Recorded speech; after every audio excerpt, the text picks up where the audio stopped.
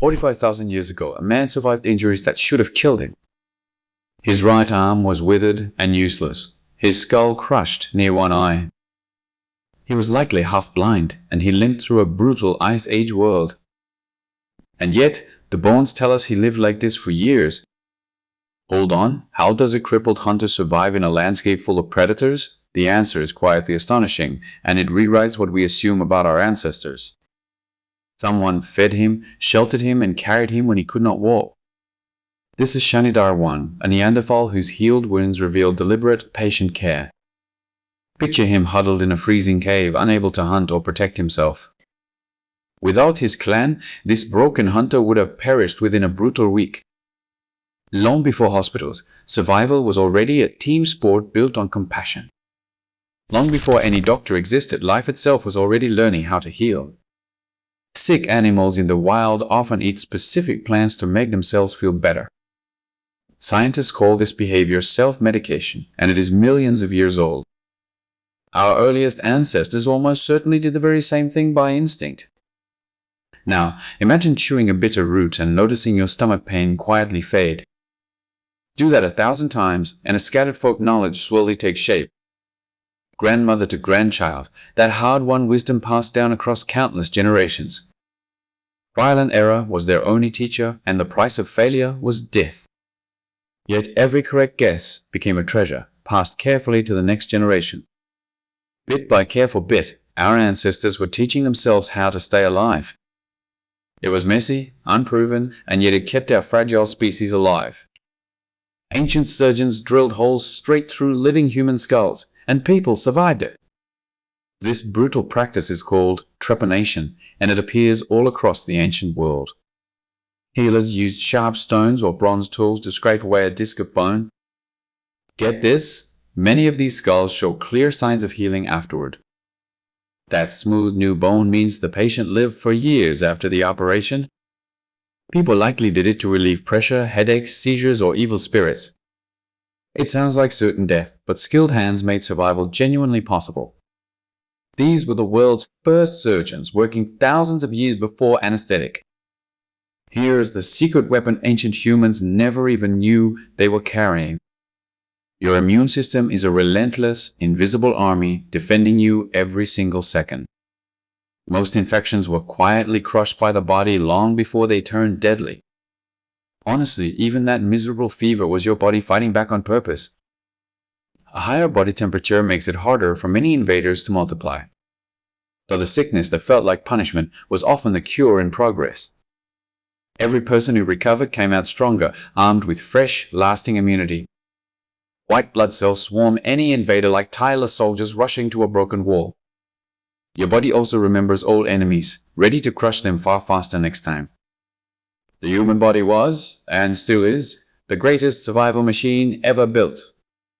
A common tree hides the ancient origin of the pill in your medicine cabinet. For thousands of years, people chewed willow bark to dull their aches and fevers.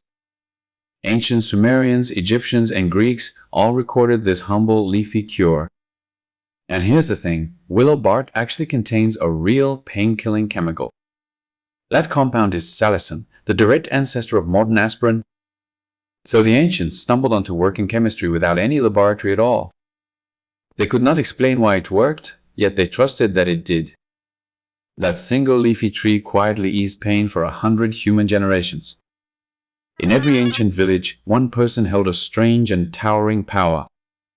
The shaman, or healer, was doctor, priest, and psychologist all at once. Their rituals mixed real remedies with chanting, smoke, and powerful belief. Now, here is where the human mind does something genuinely remarkable. When people truly believe a treatment will work, their pain can genuinely lessen. We now call this the placebo effect, and it is scientifically very real.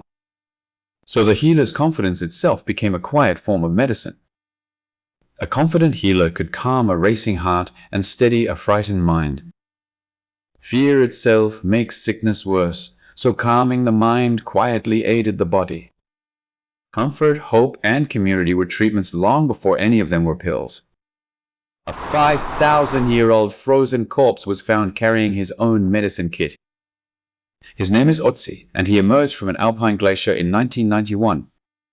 Tucked among his belongings were lumps of a very particular tree fungus.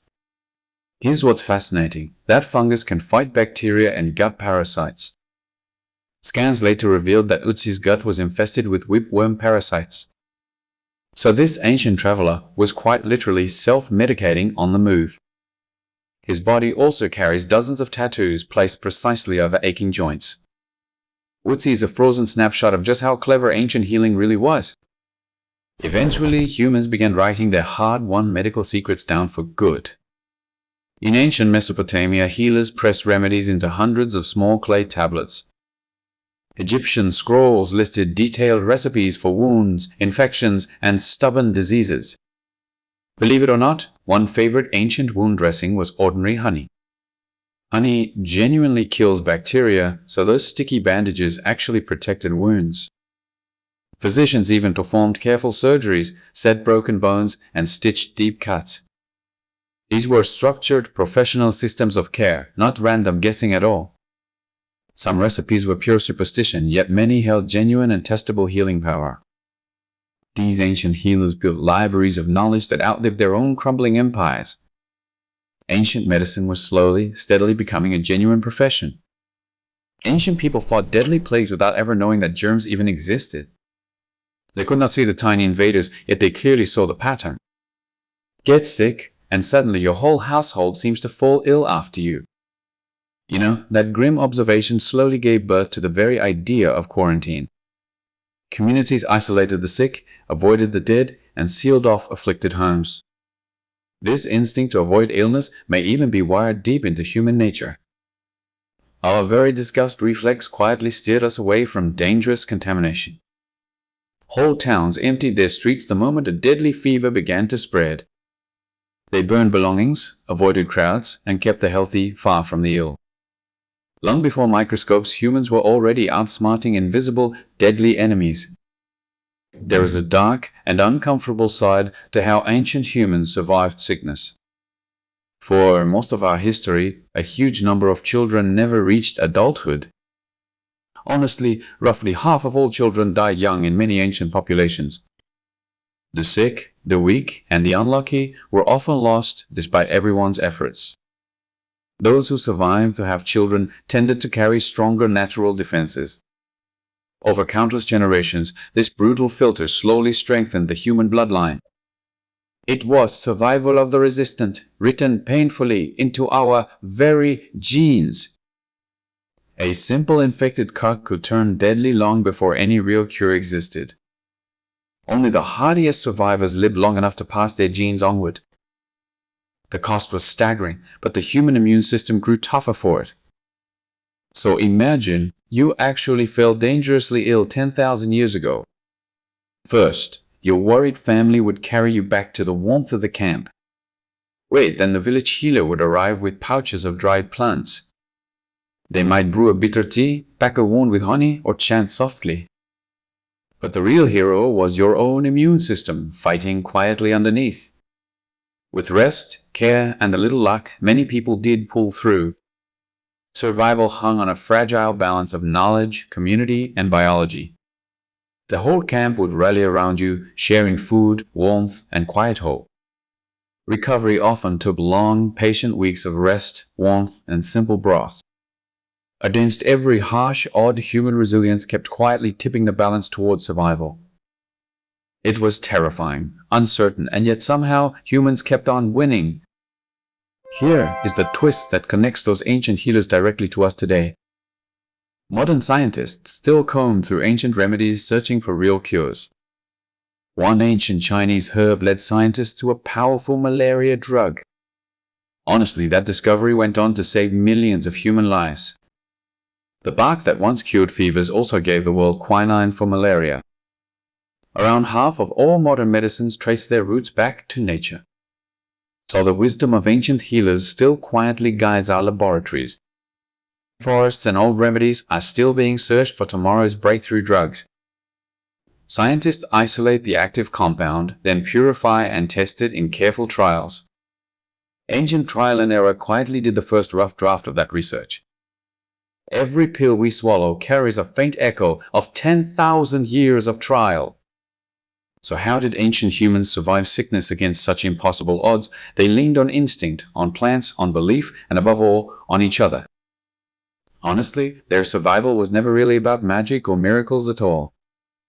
It was patience, sharp observation, deep compassion, and a stubborn will to live. Every remedy we rely on today rests on their ancient, painful groundwork. Their remedies were imperfect, but their determination to survive never once wavered. Every fever they endured helped forge the resilient bodies we still inhabit today. Their story is really the story of how all of humanity first learned to endure. If this story amazed you, hit that subscribe button and stay curious. Thanks for watching, and we will see you in the very next video.